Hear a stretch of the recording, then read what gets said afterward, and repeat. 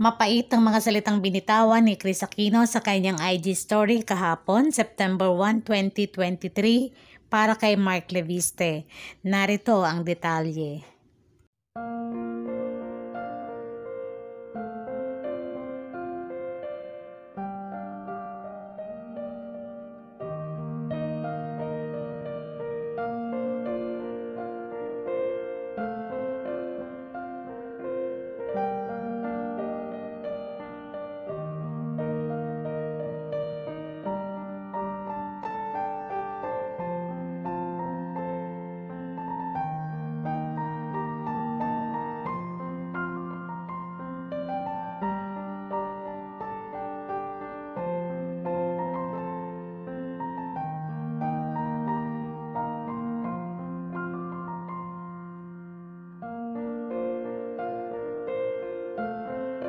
Sa bandang huli ng kanyang IG story ay patanong na sinabi ni Kris Aquino, "Am I asking too much when I ask for our relationship to stay private?"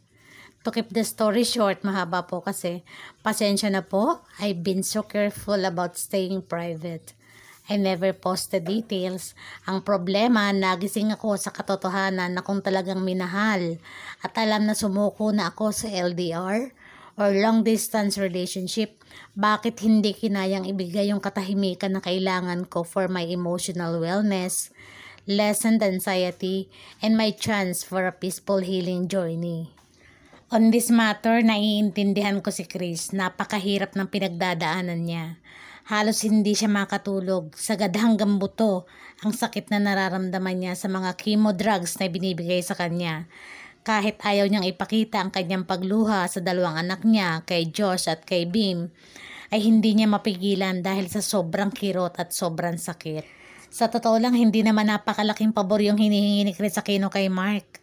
Napaka-sensitive ng feelings ni Kris ngayon dahil sa kanyang sakit.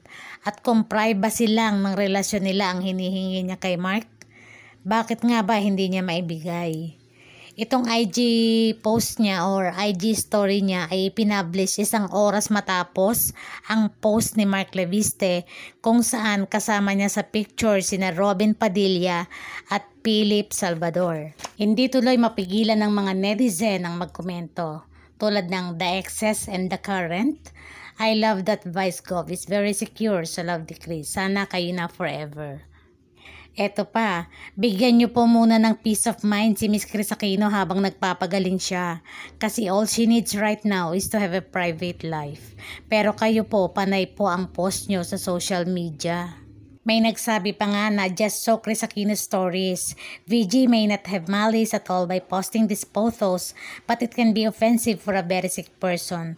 Hoping KCA and VG can settle it privately for the sake of their children and respective families.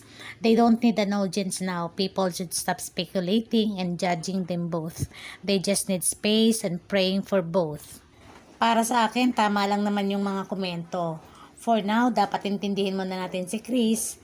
Irespeto na lang muna ni Mark yung kagustuhan ni Kris Aquino, kung saan mas magiging madali yung healing process niya.